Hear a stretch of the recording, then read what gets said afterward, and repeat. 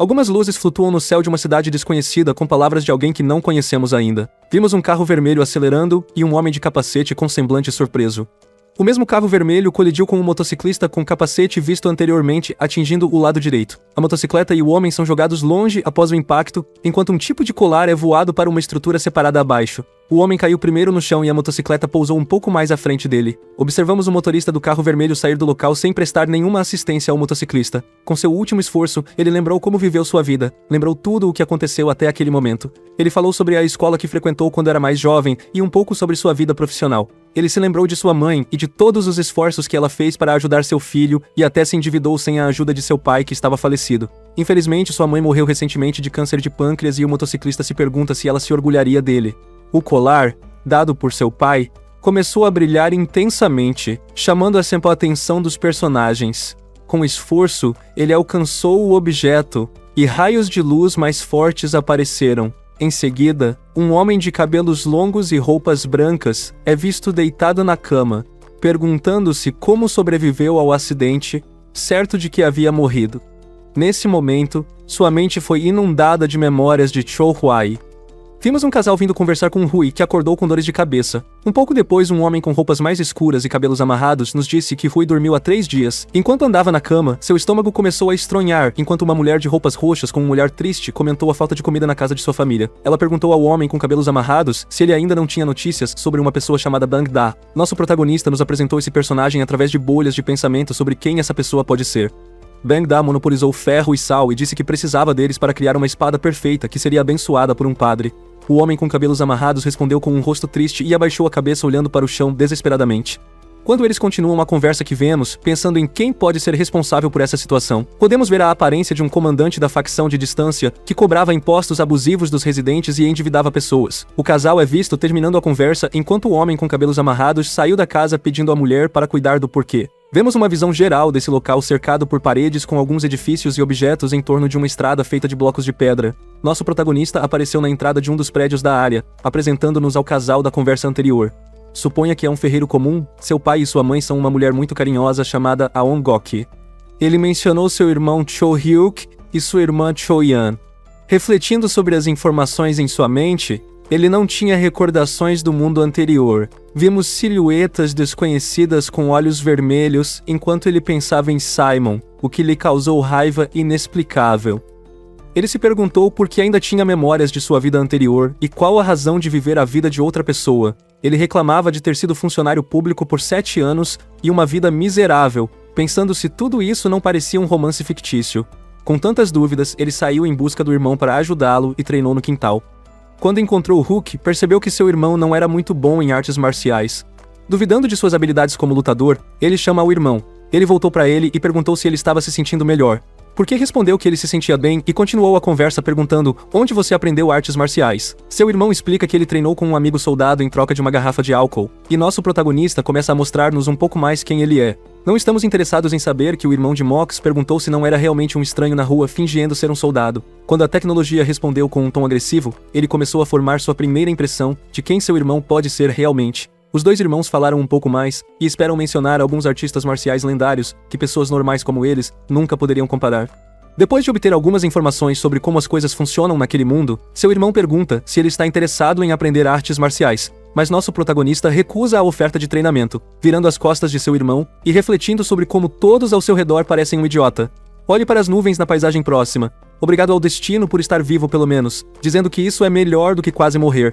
Ele disse que ele caminhou para frente com um olhar determinado. Hoje comecei minha vida como Kwai e vou garantir que sobreviva. 2 meses depois, White nos conta um pouco mais sobre sua nova vida cotidiana. Um dos detalhes é que o pai dele volta para casa com algum dinheiro, conseguindo comprar algumas coisas para comer durante o mês. A única coisa que ele sabe é que alguns nobres visitam seu pai de tempos em tempos, e sua família não sabe como ele recebe esse dinheiro. Durante o jantar, revelou periodicamente que um dos métodos que seu pai usou, ele pediu 60 moedas de ouro de um tubarão empréstimo. 2 meses depois, White conta sobre sua nova rotina. Seu pai retorna com algum dinheiro para comprar comida. Eles suspeitam da origem do dinheiro, e durante o jantar, é revelado que ele pediu 60 moedas de ouro a um agiota. Sua esposa, preocupada, discutiu sobre como pagariam e temia que o agiota matasse a família, justificando ações enquanto enfrentavam o marido. À noite, além da falta de comida, descobrimos a escassez de higiene na casa. Quando seu pai limpou os dentes e jogou a sujeira na mesa, Sua irmã disse à mãe que podia lavar o cabelo. Ficamos chateados e perguntamos ao pai onde ele poderia encontrar pelos de animais fortes. Ele respondeu que cabelos nus podiam funcionar e perguntou se ele queria alguns da última caça. Agradeceu ao pai e cortamos a costura onde surgiu uma bola de cabelo num pano. No tempo livre, decidiu criar escovas de dentes para a família com paus de madeira e cabelos nus. A irmã vê isso e pergunta o que é. Ele diz que não é nada especial e pede para voltar, o que transforma o rosto surpreso dela em um beicinho fofo. Ele colocou as escovas em uma caixa de madeira e as deu à família para explicar como usar. Seu pai ficou fascinado pelo que seu filho fez e perguntou se ele planeja vendê-los. Eles vão para o mercado com algumas escovas de dentes prontas e montam uma barraca apresentando-as às pessoas ao redor, vendendo 2.150 escovas de dentes em 3 horas. Eles estão extremamente felizes com o lucro de 500 moedas de prata, e a história apresentou o leitor à economia local. 500 moedas de prata serão equivalentes a 5 moedas de ouro. Depois de fazer alguns cálculos, por que dizer ao pai que se todos ajudarem, eles poderiam fazer 3.000 pincéis por dia? Ele continuou dizendo que se eles venderem tudo e deduzirem os custos, terão um lucro total de 80 moedas de ouro, o suficiente para pagar a dívida com o tubarão de empréstimo. Voltando para casa e compartilhando as notícias com sua família, sua mãe está extremamente feliz e todos são vistos ajudando com a produção juntos. A atmosfera hostil e triste da família, que tinha sido apresentada no argumento familiar durante o capítulo 1, já não existe. Todos podem ser vistos juntos, unidos para ajudar na produção dos bens, com a esperança de um futuro melhor. Mas na manhã seguinte, quando voltaram ao mercado, não conseguiram acreditar no que viram na frente deles. Eles veem várias pessoas em barracas ao longo da estrada, vendendo as mesmas escovas de dentes que criaram com algumas melhorias feitas. Um dos comerciantes explicou que sua pincel está colocada em um núcleo de ferro, o que faria com que a pincel durasse 2 a 3 vezes mais do que a de madeira. Colocando as mãos no rosto por que limões que sua ideia foi roubada, e menciona que naquela época não havia leis contra o plágio. Pai e filho então perguntaram o que eles poderiam fazer a partir daquele momento para ganhar dinheiro e pagar o tubarão empréstimo com apenas 15 dias restantes. Mas em completo silêncio e tristeza, eles voltaram para casa juntos pensando no que ele poderia fazer para ganhar dinheiro, o que considera criar coisas como eletricidade ou até arma a partir de seu velho mundo. Mas ele desistiu dessas ideias por causa de algumas complexidades que não conseguiu desenvolver rapidamente e facilmente. Sua irmã parece interromper sua reflexão, perguntando se ele não ia buscar água para que ela pudesse lavar o cabelo, enquanto ele parece mais preocupado com ganhar dinheiro. Sua irmã estava preocupada com sua aparência, o que levou a uma pequena discussão entre eles. Seu irmão apareceu, interrompeu a luta e começou a treinar, que na opinião de Rui, era inútil, dado todos os problemas que eles enfrentavam.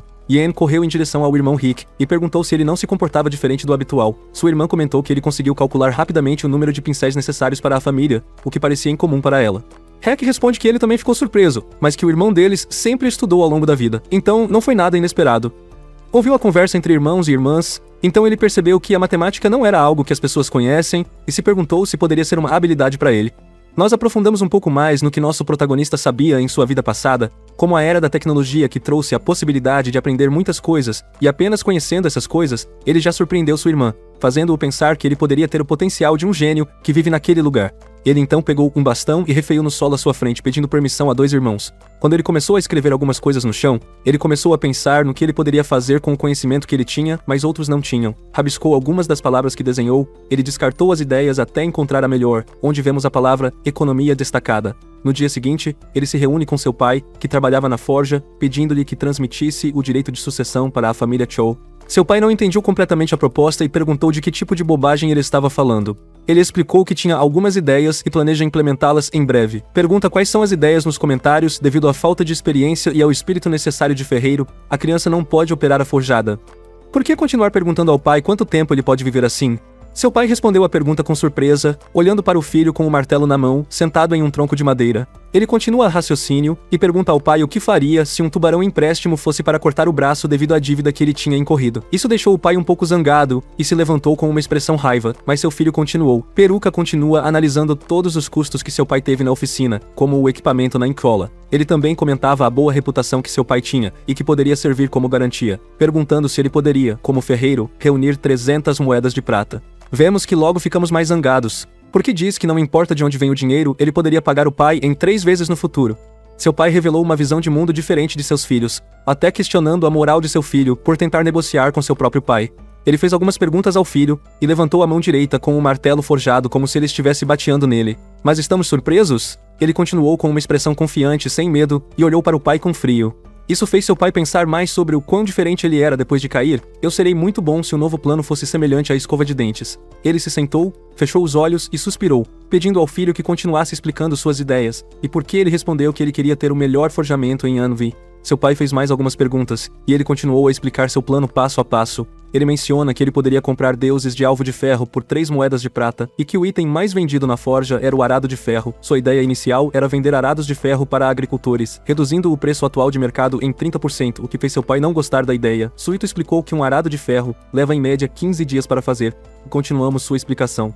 Ele perguntou ao pai se ele poderia forjar um arado de ferro com lingotes em 7 dias. Em breve disse que é impossível fazer isso em menos tempo e com menos dinheiro, porque seu salário é de 10 moedas de prata por dia, e um total de 40 moedas em 4 dias. Vemos o protagonista explicando como a oferta e a demanda funcionam, onde ele queria inicialmente contratar 20 pessoas enquanto seu pai forneceria o treinamento. Vemos alguns papéis que precisam ser criados, como o queimador de carvão, e como os turnos de seus trabalhadores funcionam. Eles discutiram alguns detalhes iniciais sobre o que precisa ser feito e quais as mudanças serão para cada papel. E podemos ver seu pai começar a mudar de ideia. O que parecia irrealista começou a fazer sentido processar, e quem foi dito de estar zangado agora parece pensado, ouvindo seu filho explicar como tudo funciona, finalmente explicando o último papel necessário, que seria a fundição.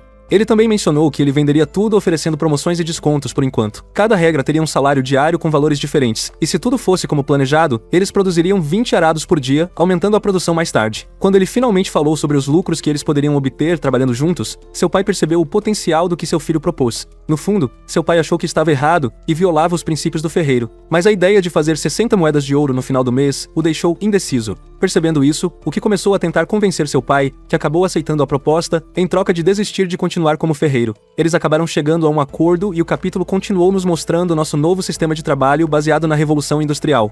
Vemos um painel mostrando algumas pessoas trabalhando em linhas de produção do mundo anterior, seguido de uma visão acima de uma cidade no mundo atual. A imagem se ampliou, e podemos ver se nós e o pai dele andamos em uma RD de terra, seguindo um homem de roupas azuis e outro homem atrás deles.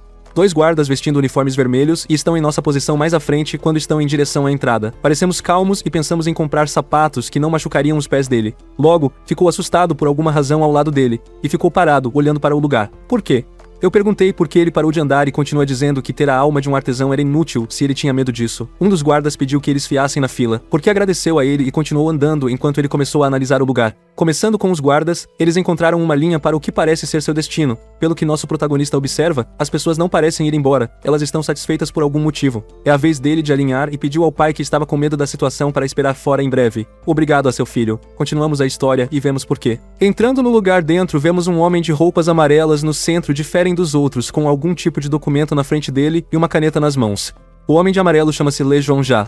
Ele olhou para Quay e perguntou quanto o jovem precisa porque pede 300 moedas de prata com um sorriso no rosto, o que não parece agradar o homem no início, que pediu que ele o retirasse de lá. Com isso, nosso protagonista tentou começar a convencer essa pessoa, dizendo que se ele fizer isso, se arrependeria profundamente no futuro. Quer pegar os interesses dessa pessoa de alguma forma. John Jay perguntou qual é o ponto de partida dele. Ele se apresentou à pessoa e disse que estava em nome do clã Cho. John e Ja bateu na mesa com raiva e perguntaram se a pessoa na frente dele estava tratando a inferioridade do grupo de comerciantes rivais, chamado Dragão de Fogo. O que justifica suas palavras, e eles continuam comigo. Vimos nosso protagonista puxando o livro vermelho da jaqueta para começar a explicar sua proposta. Ele começou a propor algumas garantias, que incluíram materiais e propriedades de sua família, para garantir um empréstimo que totalizou apenas 150 moedas. John Jay pede que ele explique qual a garantia para os outros 150 dos 300 solicitados seria, e ele usa a vida de sua família como garantia. O homem ficou chocado com o que acabou de dizer, mas ele continuou explicando sua ideia de vendê-los para o tráfico de pessoas através do mercado negro. Ao dizer isso, ele finalmente recebe a atenção do homem, que começa a perceber que Hua pode não apenas estar louco e realmente sabe como negociar até certo ponto. Depois de finalizar mais alguns detalhes, o que continua com seu plano de persuasão, mostrando às pessoas as ideias contidas no livro vermelho que ele havia tirado anteriormente. John Jay começou a considerar a proposta com raiva, e Ho disse que se ele rejeitasse a proposta, ele irá para outro comerciante rival. John Jay ficou surpreso com suas habilidades de negociação e ordenou que seu general trazesse imediatamente 1000 moedas de prata. Ele então explicou que, vendendo sua família como escrava, esse seria o preço da vida deles, explicando ainda que se ele não pagar o dinheiro, ele seria vendido. Um deles colocou seu livro fora, e enquanto John Jay disse mais algumas coisas em um tom ameaçador, Roy saiu.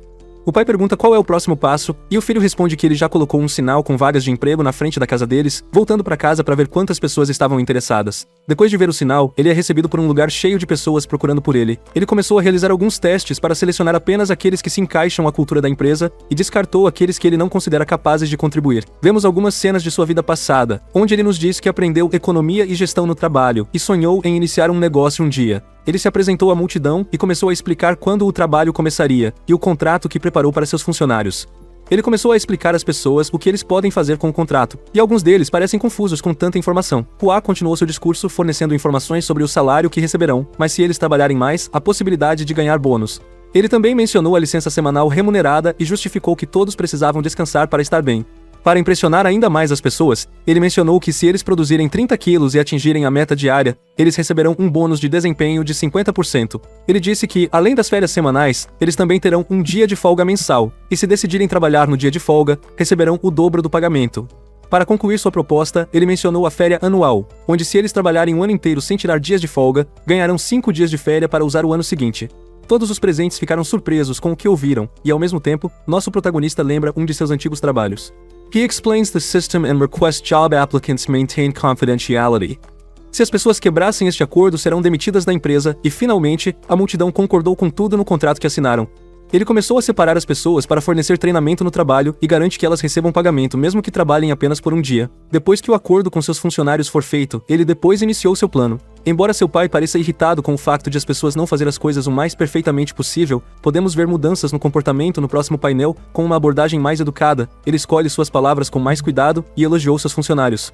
Aparentemente, seu filho lhe ensinou algumas técnicas de comunicação, o que faz com que Hua se sinta orgulhoso com as pessoas que aprendeu. Ele pediu para falar com seu pai sobre começar a produção lentamente, mas ele informa-lhe que seria impossível naquele momento. Logo virou o rosto com uma expressão raiva e explicou que a qualidade dos materiais não era boa o suficiente. Seu filho disse que não seria um problema se eles fossem um pouco abaixo do ideal, mas reclamou que eles ainda não atingiram metade da qualidade desejada. Hua disse que precisava de dinheiro para pagar o salário no dia 20, e tentou empurrar seu pai a começar o mais rápido possível. Depois de ouvir tudo, seu pai pede mais 3 dias para o treinamento terminar, e Hao diz que esse será o prazo final.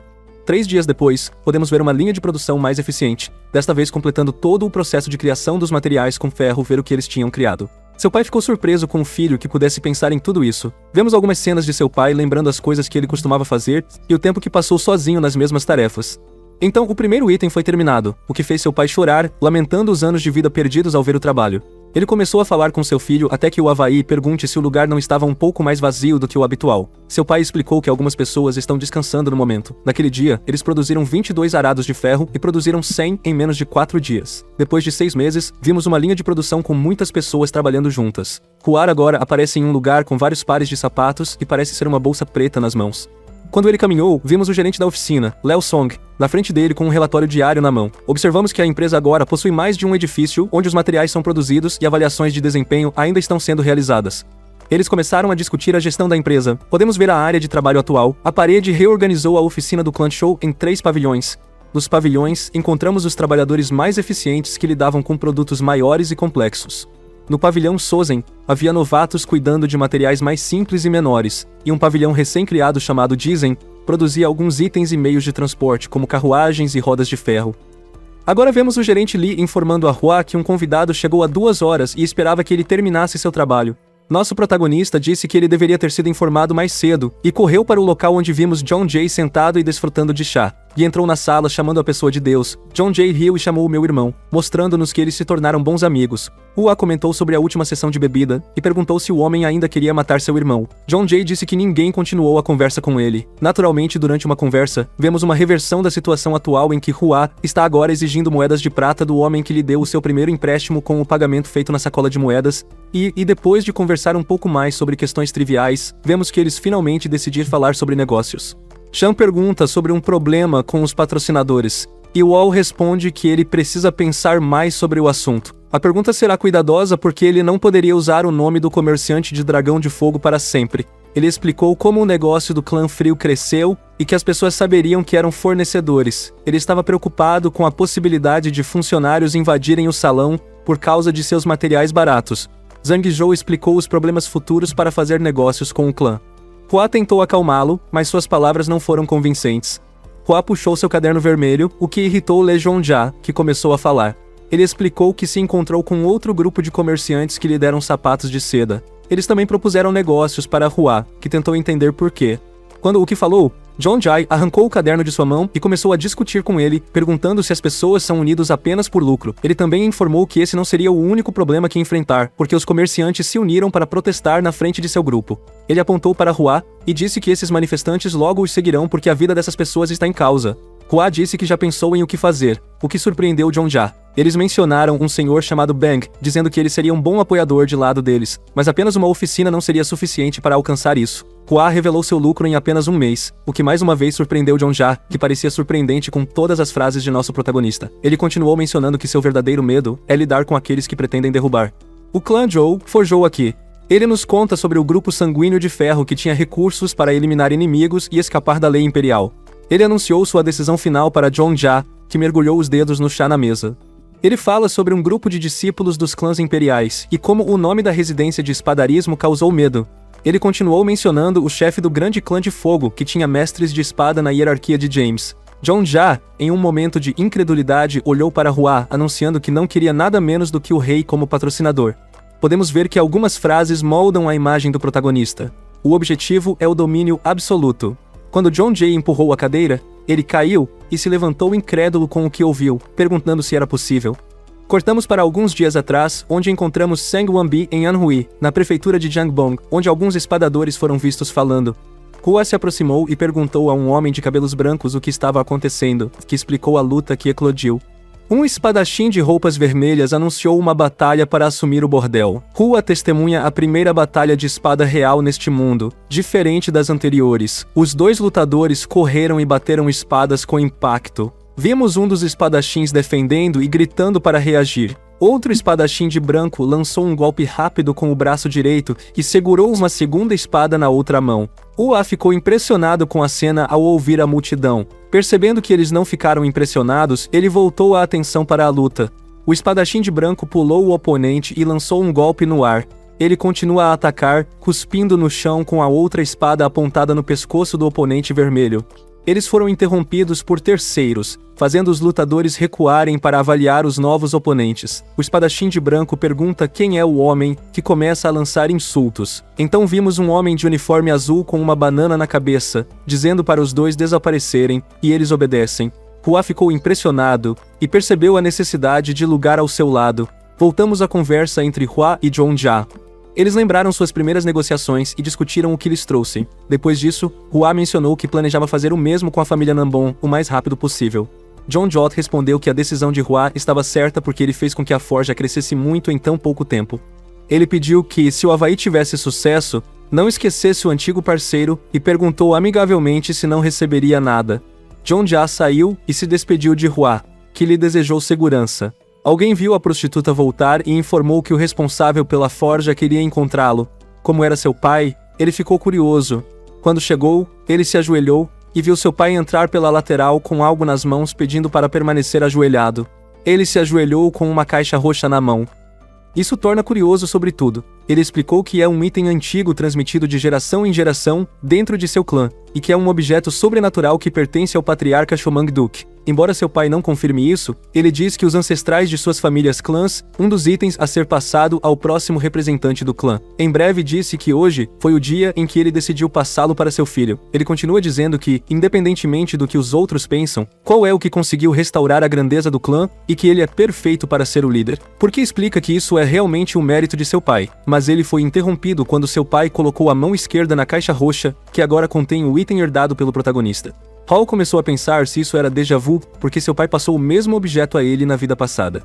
O pai pede que ele sempre guarde o objeto, que parece ser um colar, com ele até que ele encontre a próxima pessoa para levá-lo para as gerações futuras. Esta é a missão daqueles que receberam o Jade Carmelho Celeste. Naquele momento, Ori percebeu o que poderia explicar quando isso aconteceu com ele, e por que ele conseguiu trocar corpos com uma ancestral. Podemos observar o colar começando a falar enquanto uma espiral de remo está ao redor dele. Quando testemunhamos uma conversa sobre o próximo portador do colar, parece que mais de uma voz está falando. Quad ficou surpreso ao ouvir isso e perguntou ao pai se o Jade Carmelho podia falar. Quando ouviu isso, o objeto perguntou se o cara podia ouvi-los e como isso poderia ser possível. Percebeu que eles poderiam se comunicar e se alegraram, enquanto seu pai se levantou e começou a dizer que ele tinha tido esse sonho estranho antes. Ele advertiu seu filho que o objeto não era comum e que ele deveria estar preparado em seu coração para que ele seguiria seus conselhos.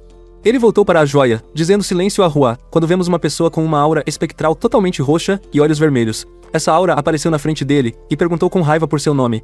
Hua respondeu com seu nome com um pouco de assusto. A aura roxa continua dizendo que se essa pessoa pudesse ouvi-los, significa que sua energia espiritual havia alinhado com a de seus descendentes. No entanto, a aura se perguntou onde estava o acorde do garoto, algo que Rui não entendia. O espantal roxo explica que recebemos a bênção do Jade Carmelho Celeste enquanto ganhamos grandes habilidades, mas seu destino estará ligado ao item.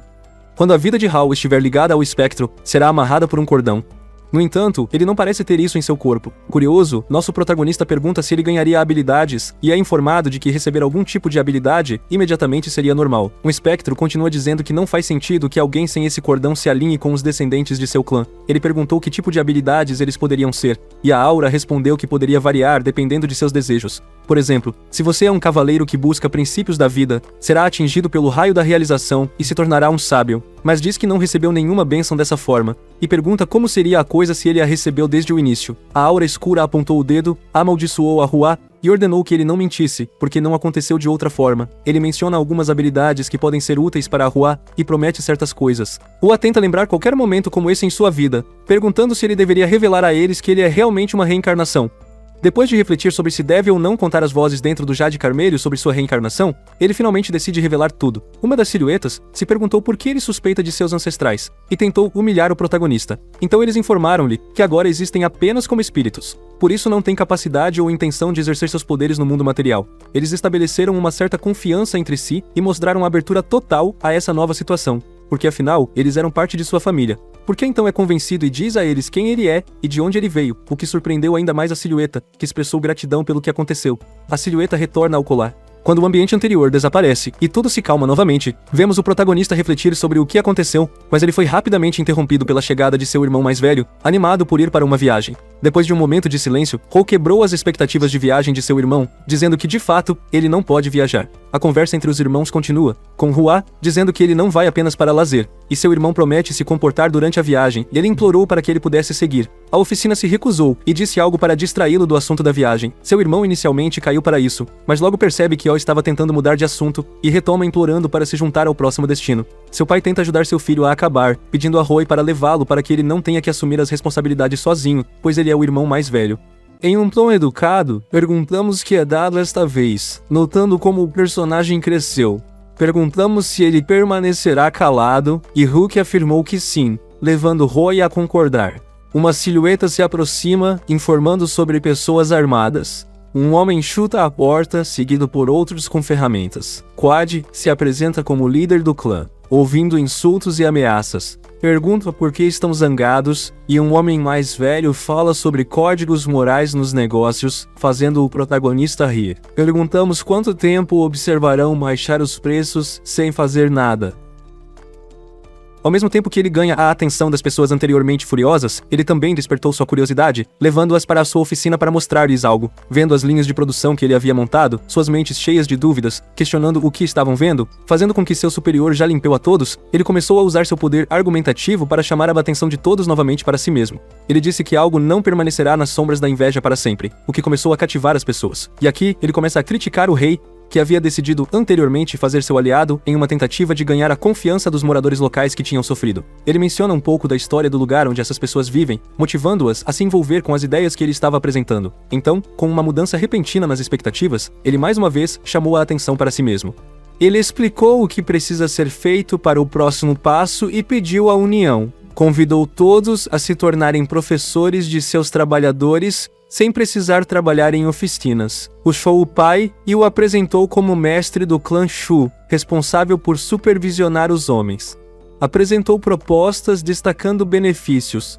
Caminhou para um lugar com algo coberto por um pano, apresentando como nova solução. Sob o pano está o novo workshop, caso aceitem a proposta, deixando todos entusiasmados. Quando concordaram, pediu ao pai para resumir o papel dos anciãos. Deixou de cair sua fachada amigável. Agora o vemos com uma expressão mais hostil, dizendo que isso é chamado de aquisição hostil, ou EMA.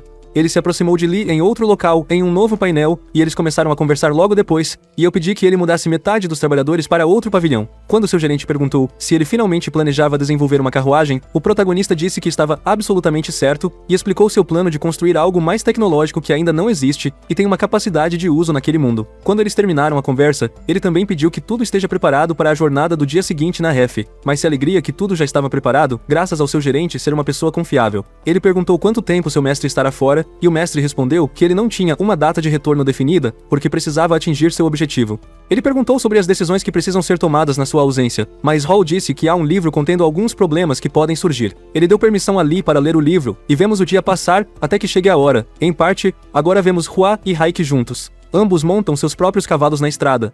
Huawei lutando com os animais usados para transporte. Ao contrário de Hook, seu irmão tem um diário semelhante ao seu próprio, mas de cor mais escura, que é um registro dos usuários de Miriam nos últimos 1000 anos. Hua perguntou se isso era realmente interessante, e seu irmão respondeu que era. Ele provocou seu irmão como um espelho em seus pensamentos, mas por alguma razão, seu irmão percebeu que Hua tinha pensado mal dele em sua cabeça. Ele disse algumas coisas que parecem ter sido engarrafadas por um longo tempo e começou a desabafar, dizendo que não podia acreditar que Hua era realmente seu irmão.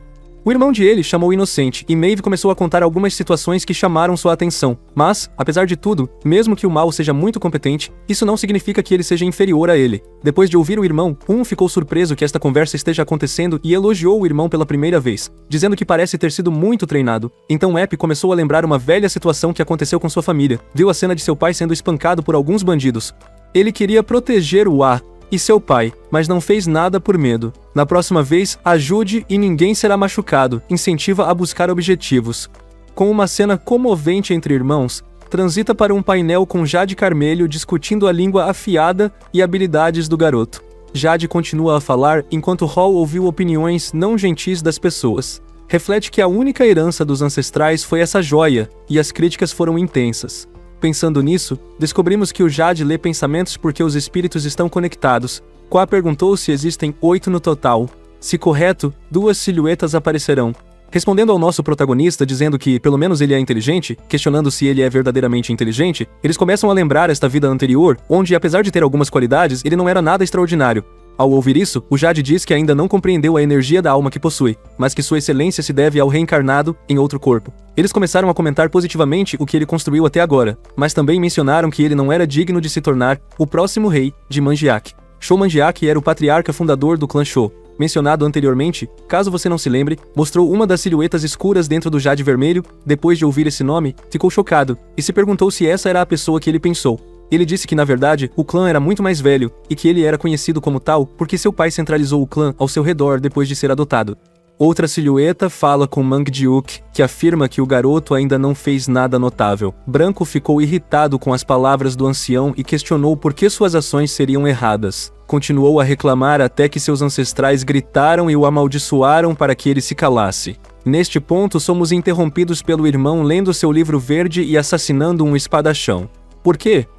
Vendo seu irmão sorrir, perguntou o que aconteceu, e ele responde que não podia acreditar no que acabou de ler. Vemos um espadachão de roupas azuis segurando uma bainha de madeira com alguns detalhes pretos na mão esquerda e uma espada na direita realizando um único ataque com a espada levantada. Vemos vários corpos jogados longe de uma só vez. Parece ser uma batalha contra o culto do demônio escuro.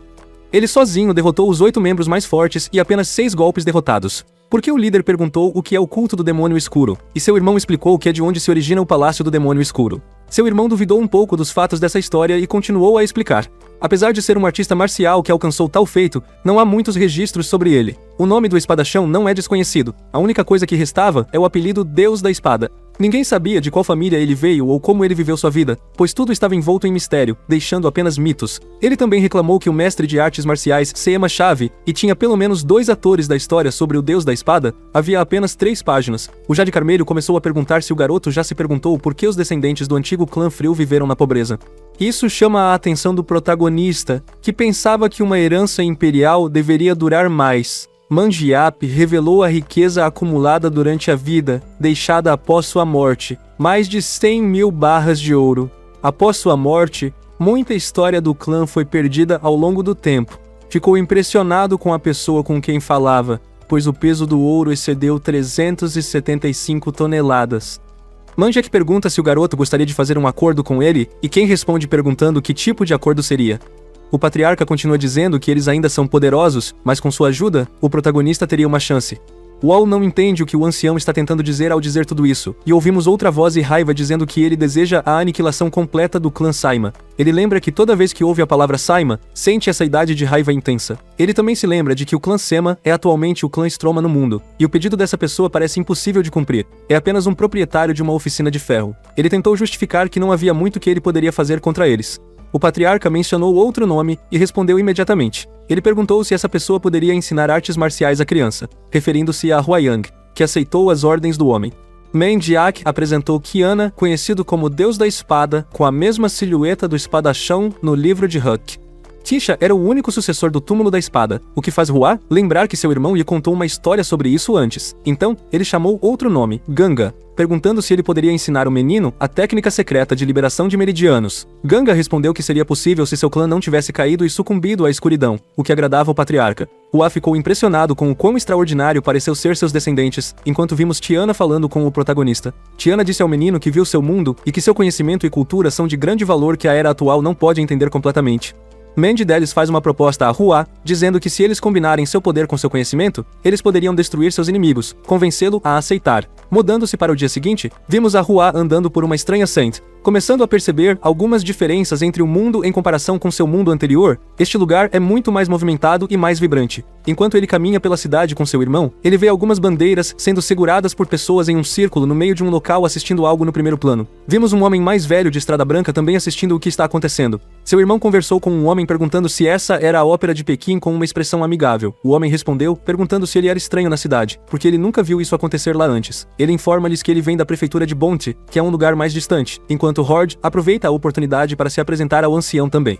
Vemos uma peça de rua contando uma história que não parece importante agora, mas pode ter pistas sobre o que podemos encontrar no futuro. Vemos o demônio de Jay Carmelho do Sul e o guerreiro da espada celeste. Wall começou a assistir a peça enquanto lembrava o que ele havia estudado anteriormente. O guerreiro da espada celeste é um ídolo do povo de Anaway. Isso impressionou seu irmão e vemos uma coreografia de luta acontecendo enquanto todos assistem ao lado deles. 3 homens de branco aparecem e começam a criticar a história sendo conta, afirmando que foi realmente alguém mais que derrotou o demônio. O herói dessa história é na verdade o espadachão do Trovão Celeste, o que deveria ter sido relatado no jornal de artes marciais anteriormente. Um dos homens respondeu que os tolos da cidade não poderiam ler textos sagrados como o Diário de Artes Marciais, fazendo com que os dois riam.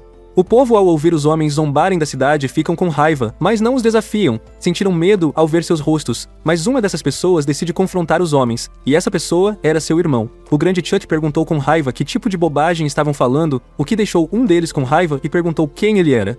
Naquele momento, Cap puxou seu livro mostrando-o a eles e disse que eles eram leitores dedicados do Jornal de Artes Marciais de Windstorm.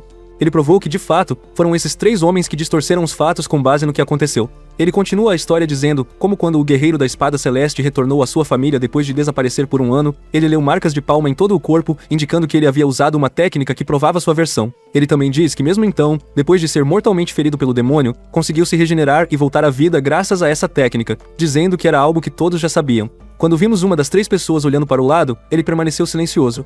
Educadamente, diga que respeita a força do tremendo. Ferida. Então, o fim.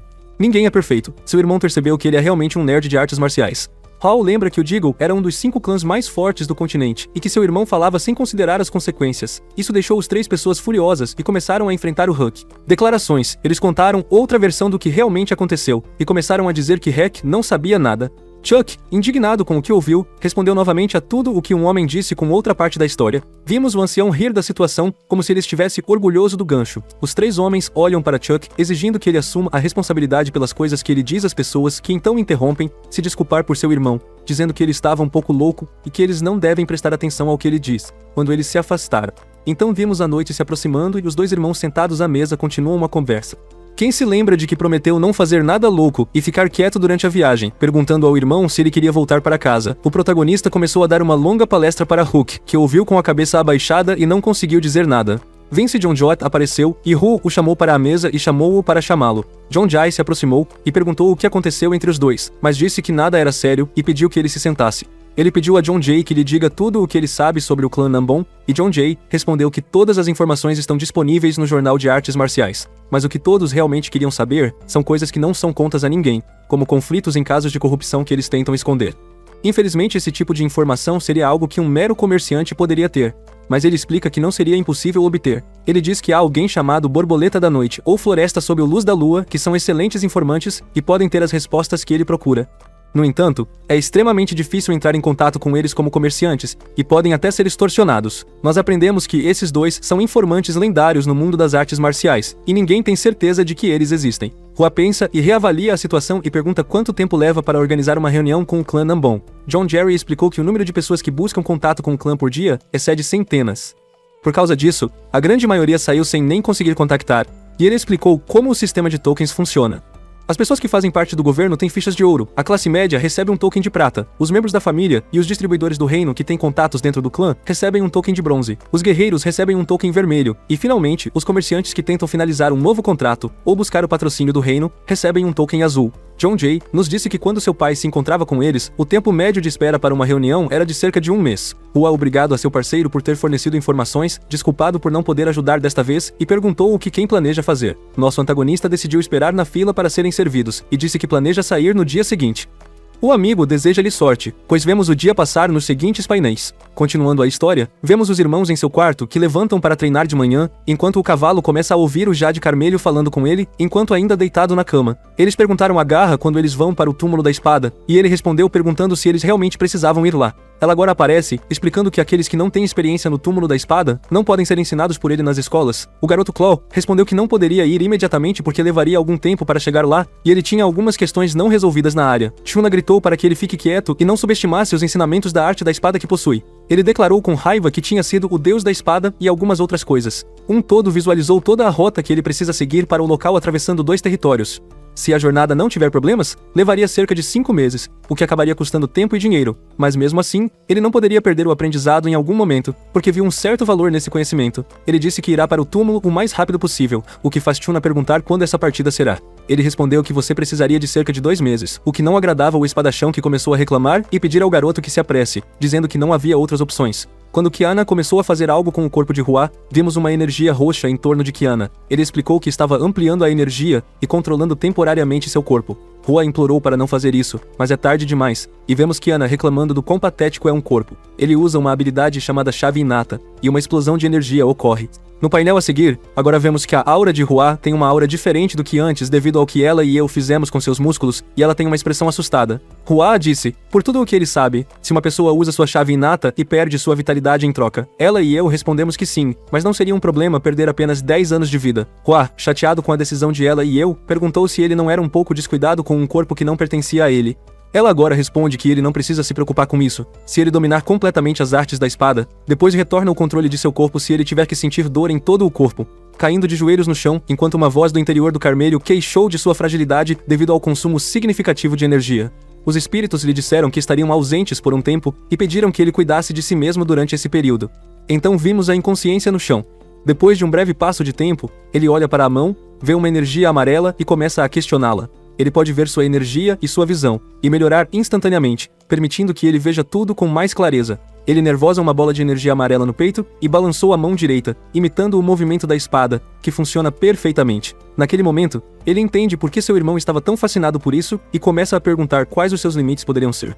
J passou e finalmente vimos Hua e Ruth indo para encontrar o clã Nambu, mas enfrentamos uma multidão de pessoas que assinaram seu nome na lista de espera e começaram a esperar sua vez com seu irmão. Vemos várias pessoas nas mesas ao redor do lugar, e Reduk, surpreso com tudo, notou que até os guardas regulares eles foram vistos bastante fortes, que perguntaram o que ele poderia fazer para reduzir o tempo de espera. Assim como o mesmo ancião da cidade se aproximou deles do lado. O ancião conversou com Hua, que pediu desculpas por não ter podido dizer adeus no dia anterior. Eles olharam um para o outro e o ancião perguntou: onde está o representante do salão? O representante chegou e o ancião ordenou que ele desse fichas de ouro a Hawa e Hyuk e os enviasse diretamente para o salão principal. Não entendiu muito e perguntou ao velho por que enviou 2 comerciantes estrangeiros para lá. O velho respondeu com um tom mais autoritário e agressivo, explicando o que aconteceu no dia anterior. Ele desmaiou, recobrando a consciência depois. Notou uma energia amarela, melhorando sua visão e compreensão de por que seu irmão estava fascinado. Desafiaram rebeldes e defenderam o clã Nambon. Um empregado perguntou se Hawa queria mais chá. Ele recusou.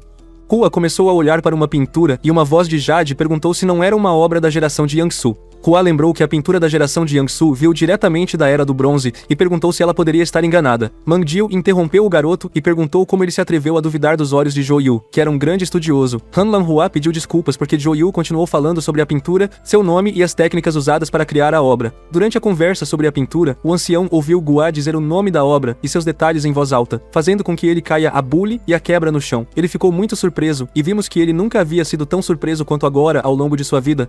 Perguntando quem era nosso professor, percebeu que ele estava falando em voz alta. O que ouviu Joe? Você disse que não haveria problemas em responder a essa pessoa, ele só precisa informá-lo que ele é um descendente do grande sábio, que é seu apelido em Jianghu. Vimos a repetição das instruções fornecidas. O ancião ficou surpreso ao ver pessoalmente um descendente do grande sábio, você que viveu há 300 anos. Quando vimos duas novas pessoas entrando na sala. Os dois irmãos entraram na sala e se apresentaram a eles. No começo eles acham que ele é um discípulo de seu irmão mais novo, mas ele explica em quem está interessado, Hua. Eles começaram a discutir como essa pessoa abriu todas essas passagens importantes, mas não parecia ser um lutador. Um dos homens pegou a camisa do garoto, puxou-o perto e começou a pensar sobre